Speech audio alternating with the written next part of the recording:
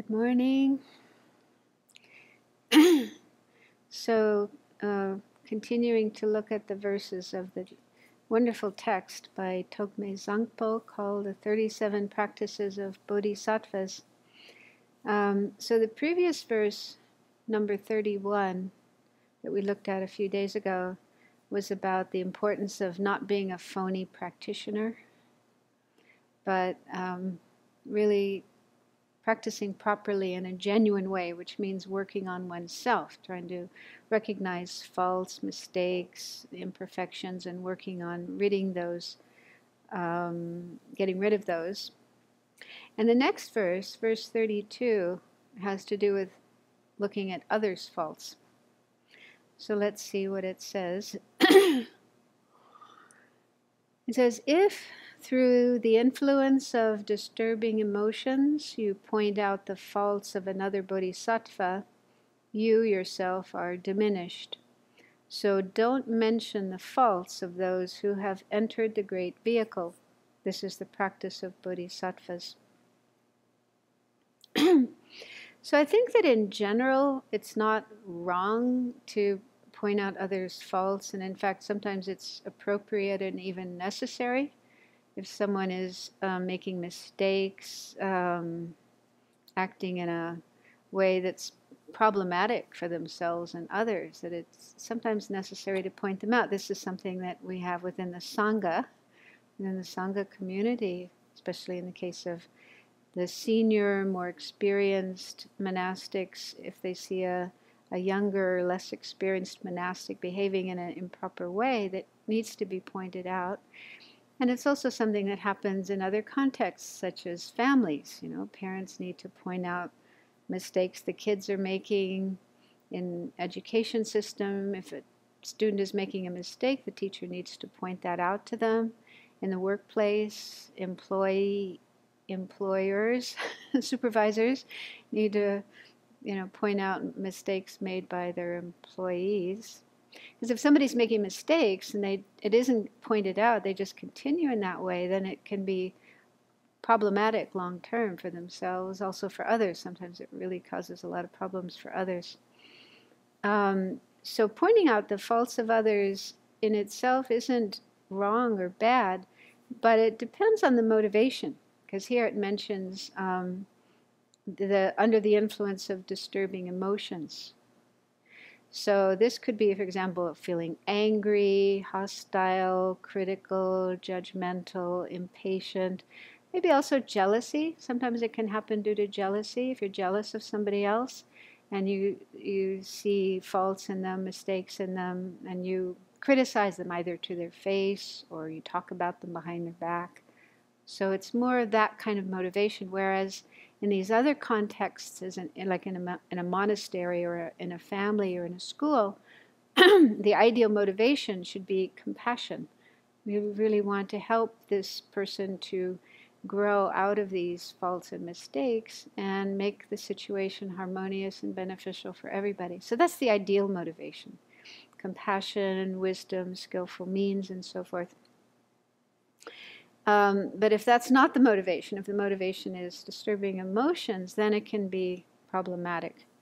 And here it mentions bodhisattvas. Okay, so it specifically mentions a bodhisattva. If we point out the faults of a bodhisattva, so a bodhisattva, a real bodhisattva, a genuine bodhisattva, is somebody who has been working a long time on cultivating compassion and love, altruism, and working on overcoming their disturbing emotions and their selfishness and so on. And they're totally dedicated, 100%, to helping all living beings, especially in the best possible way, reaching enlightenment for the benefit of all sentient beings.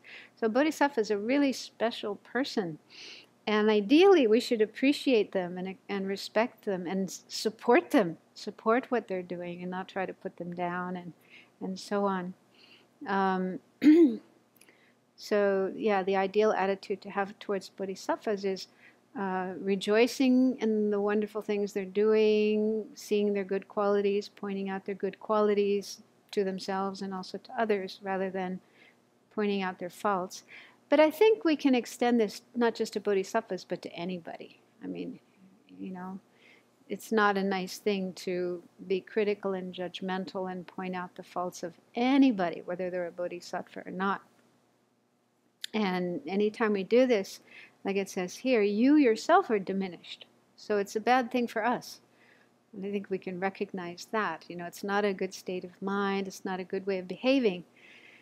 And it's creating non-virtue, the cause of suffering. Also, just in a short-term sense, if other people observe us being this way, being critical and judgmental, how are they going to react? Are they going to admire us and respect us? Probably not.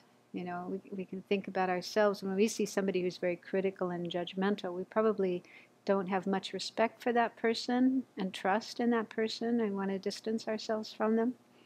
So it's harmful for ourselves if we do this.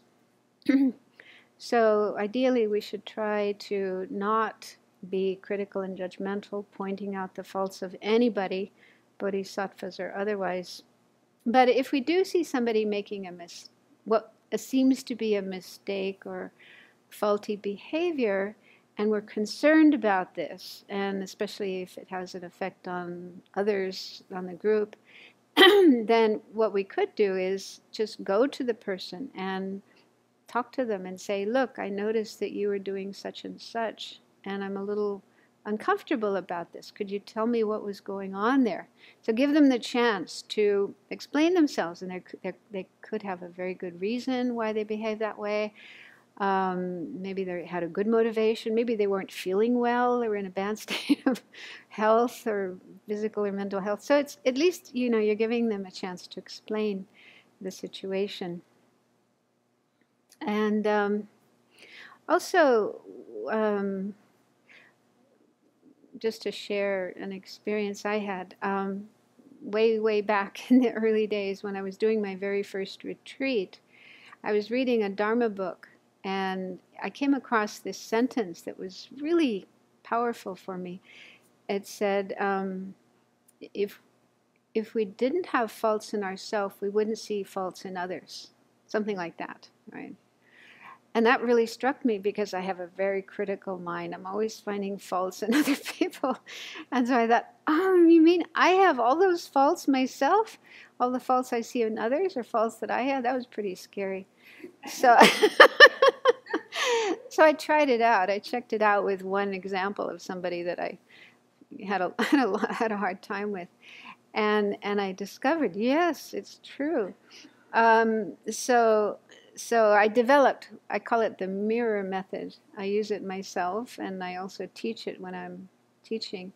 When we do have a critical thought, a negative thought, a judgmental thought towards another person, to ask ourselves, well, is that something I have in myself? Is that something I do?